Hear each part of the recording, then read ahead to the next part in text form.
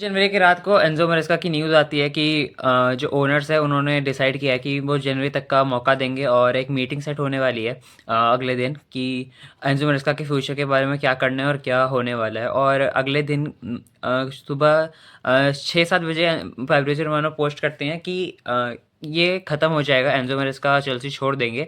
और ऐसा ही होता है, 5 बजे तक एंजो मैरेस्का की न्यूज़ आ जाती है और क्लब स्टेटमेंट आ जाता है कि एंजो मैरेस्का ये क्लब छोड़ के जा चुके हैं और म्यूचुअल कंसेंट पे रिज़ाइन किए जा चुके हैं।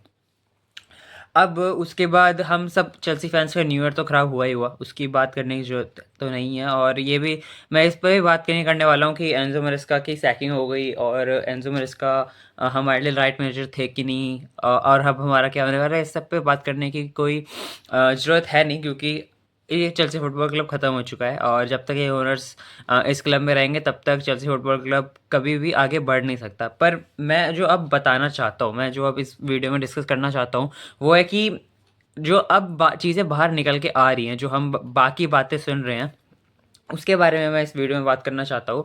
तो पहली चीज़, सबसे पहली चीज़ निकल के आई थी कि एंजो मैरेस्का जो डेविड ऑर्नस्टीन ने पोस्ट की थी, जिन पे सबसे ज़्यादा रिलायबिलिटी है सारे लोगों को कि हाँ, ये जो बात कहता है वो हमेशा सच्ची होती है। पहली चीज़ थी कि एंजो मैरेस्का की रिपोर्ट्स आ रही थी कि वो मैन सिटी के साथ बातें कर रहे थे नवंबर में। एवर्टन वाला गेम के बाद एंजो मैरेस्का ने चेल्सी के ओनर्स को बोला भी था कि मैं मैन सिटी के कुछ स्टाफ से कांटेक्ट में हूँ कि वो जाने वाले हैं, अगर वहाँ पे वैकेंसी खाली होती है तो वो मैन सिटी की जॉब लेने वाले हैं। और बहुत सारे चेल्सी फैंस इस बात से एग्री करते हैं ओनर्स की कि इसीलिए ओनर्स ने इनको सैक किया एंजो मैरेस्का को, क्योंकि वो मैन सिटी से बात कर रहे थे। पर जो बात ये है कि एंजो मैरेस्का ने जब चेल्सी के लिए साइन किया था एज अ मैनेजर, तो उनके क्लॉज में एक बात लिखी गई थी कि वो जब दूसरी जगह या जहाँ पे वो डिज़ायर्ड जगह है, वो अगर वहाँ पे जाना चाहते हैं तो उस बात की ऑब्लिगेशन दी जाएगी कि वो वहाँ पे दूसरी ओनर्स से या दूसरी क्लब से वो बात कर पाएँ और वहाँ पे जा सके। तो ये उनके कॉन्ट्रैक्ट में लिखा हुआ था, सबसे पहली बात। ठीक है। दूसरी बात, ये बोला जा रहा है कि एंजो मैरेस्का के दिसंबर के रिजल्ट बहुत ख़राब हुए, इसलिए ये सैकिंग की गई, या जो भी इन दोनों ने म्यूचुअल कंसेंट पे रिज़ाइन किया। पर इससे पहले भी हमने बहुत बुरी चीज़ें देखी है। अभी हम फिफ्थ चल रहे हैं प्रीमियर लीग टेबल में, हम चारों कॉम्पिटिशन्स में अलाइव हैं और बहुत बेकार सीज़न भी नहीं गया है। हाँ, भले ही हमने दिसंबर में एक ही मैच जीता और हमने 7 में से 6 मैच में पॉइंट ड्रॉप किए हों, पर इतना भी ख़राब नहीं था कि एंजो मैरेस्का को सैक कर दिया जाए। और मेरे हिसाब से जो ये सैकिंग हुई है वो सिर्फ़ और सिर्फ इसलिए हुई है क्योंकि एंजो मैरेस्का ने एक आध प्लेयर्स और अपने हिसाब से चीज़ें करना स्टार्ट कर दी थी। और जो टॉड बोहेली और जो भी वो इकबाली है, सबसे बड़ा कल्प्रिट जो है इस क्लब का, जो इस क्लब को बर्बाद कर रहा है, वो है इकबाली। और जो भी चीज़ें वो लोग बोल रहे थे वो एंजो मैरेस्का फॉलो नहीं कर रहे थे क्योंकि उनको जो है सही नहीं लग रहा था। अब बात आती है कि वो चीज़ें क्या थी। सबसे पहली चीज़ जो अभी तो बात निकल के आई है, अब नहीं पता इसका कोई बहुत ही रिलायबल सोर्स मेरे को मिला नहीं, पर ये बात निकल के आ रही है कि ओनर्स ने कहा कि अब जो पेड्रो नेटो है उनको हमें ड्रॉप कर देना चाहिए, एंजो मैरेस्का को ड्रॉप कर देना चाहिए और एस्तेवा विलियन को खिलाना चाहिए ज़्यादा। कौन होते हैं ओनर्स के बाद ये डिसीजन लेने वाले कि किसको खिलाना और किसको नहीं खिलाना? और एंजो मैरेस्का को बोल रहे हैं वो कि स्पोर्टिंग चीज़ों में तुम ये डिसीजन लो और ये डिसीजन लो, जबकि एंजो मैरेस्का एक कोच है भाई। वो उसने वर्ल्ड कप जिता चुका है, हमें वो कॉन्फ्रेंस लीग जिता चुका है, वो खेला हुआ है, वो प्लेयर खेलता था पहले, उसके बाद वो मैनेजर बना, उसने डिग्री हासिल की है, 2 क्लब्स इससे पहले वो मैनेज कर चुका है, मैनचेस्टर सिटी के स्क्वाड में था वो, पेप गार्डियोला का असिस्टेंट रह चुका है वो। और इसको बता रहे हैं कि किसको खिलाना और किसको नहीं खिलाना। और ये सिर्फ इसलिए बता रहे हैं क्योंकि उनको फंडिंग चाहिए, उन्हें पीआर बनाना है, क्योंकि पेड्रो नेटो का उतना पीआर बनता नहीं है जितना ही वो अच्छा कर ले, पर अगर एस्तेवा विलियन अच्छा करेगा तो उसका बहुत पीआर बनेगा। सिर्फ इसलिए वो खिलाते हैं और उसकी मार्केट वैल्यू बढ़ाने के लिए ऐसा किया जा रहा है, क्योंकि एट द एंड ये एक बिजनेस मॉडल ही है सबके लिए, सारे ओनर्स के लिए। ये इन्होंने क्लब खरीदा इसलिए क्योंकि वो इस क्लब को एज अ बिजनेस मॉडल बनाना चाहते हैं, जहाँ पे वो 16-16, 17-17 सालों के प्लेयर साइन करेंगे और उसको प्योर प्रॉफिट के लिए या फिर ज़्यादा पैसों के लिए वो उसको बेच देंगे और अपना प्रॉफिट बनाएंगे, और इस क्लब को ऐसे ही चलाना चाहते हैं। अब तीसरी बात जो मैं करना चाहूँगा, 2 बात हो गई, तीसरी बात जो ये है कि एंजो मैरेस्का ने ये बोला कि ऐसे स्टेटमेंट्स आ रहे हैं कि जो मेडिकल टीम डिसाइड करती है कि कौन सा प्लेयर कितने मिनट्स खेलेगा, उसके अगेंस्ट एंजो मैरेस्का जाके काम कर रहे थे और वो सारी चीज़ें ले रहे थे जो उन्हें नहीं करनी चाहिए थी। अगर ये भी सच है तो जिस हिसाब से ये फंक्शन कर रही है कि एंजो मैरेस्का को इसलिए भी सैक कर दिया गया क्योंकि मेडिकल स्टाफ की जो इंस्ट्रक्शंस थे वो फॉलो नहीं कर रहे थे, तो इसका मतलब इस पे सैक ही कर दिया, इस पे बातचीत नहीं हो सकी, इस पे कोई म्यूचुअल कंसेंट पे नहीं आया गया कि हाँ आप ऐसा नहीं कर सकते।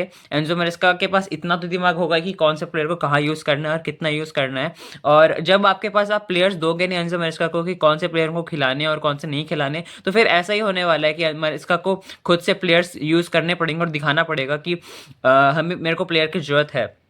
रीक जेम्स को उतरना ही पड़ेगा, वेस्ली फॉर्नर को उतरना ही पड़ेगा क्योंकि हमारे पास ढंग के प्लेयर है ही नहीं खिलाने को। अब 2-3 प्लेयर की वजह से, उनकी फिटनेस की वजह से हम अपना पूरा सीज़न ट्रैक पे जो हमारा चल रहा है उसको हम बर्बाद नहीं कर सकते। तो अब ये सब हो चुके हैं, सारी बातें हो चुकी हैं, एंजो मैरेस्का जा चुके हैं, वो वापस नहीं आने वाले।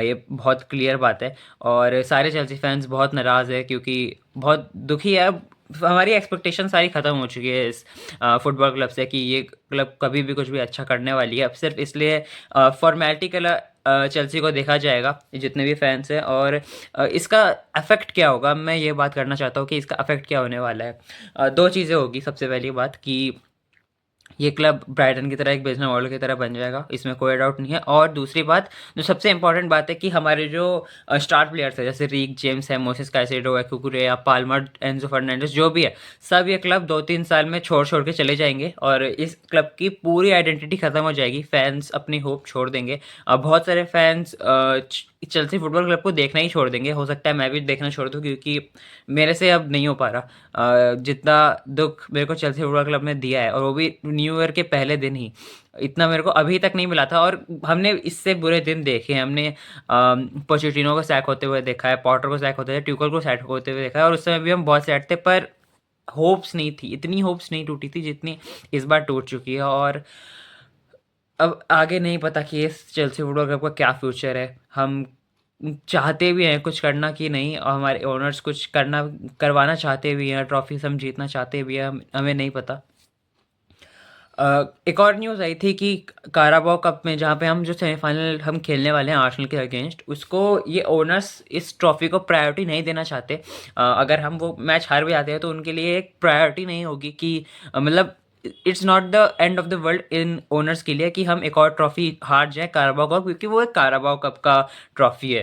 तो ये मेंटालिटी है इन ओनर्स की कि उनको ऐसा लग रहा है कि ओनर्स, क्या दिमाग है ओनर्स को, मेरे को समझ में नहीं आता कि ये क्या सोच के आए हैं इस फुटबॉल क्लब को चलाने के लिए, जब इनको खुद ही नहीं पता है। आप स्पोर्टिंग की चीज़ें मैनेज करना चाहते हो, हमारे चेल्सी फुटबॉल क्लब में 3 साल से एक लॉन्ग टर्म स्पॉन्सरशिप नहीं है।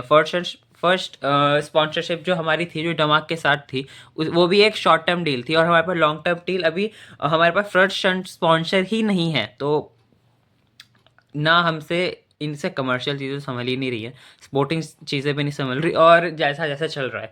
अब मैं जो चाहता हूँ, मैं चाहता हूँ जो हमारे पास सैंक्शन लगे हैं ना, ये सैंक्शन लग जाए, ये क्लब रेलीगेट हो जाए, चैंपियनशिप में चला जाए, और इन ओनर्स को ये क्लब बेचना पड़े, मैं ये चाहता हूँ। और हम वापस एक फ्रेश न्यू स्टार्ट करें, ताकि हम फिर से प्रीमियर लीग में वापस आए एज अ प्रमोटेड टीम, मैं ऐसा चाहता हूँ। और कोई बुराई नहीं है कि जब तक ये ओनर्स नहीं हटेंगे तब तक हम एक आध बार बहुत ही बेकार नहीं करेंगे, ओनर्स बेच नहीं देंगे इस क्लब को।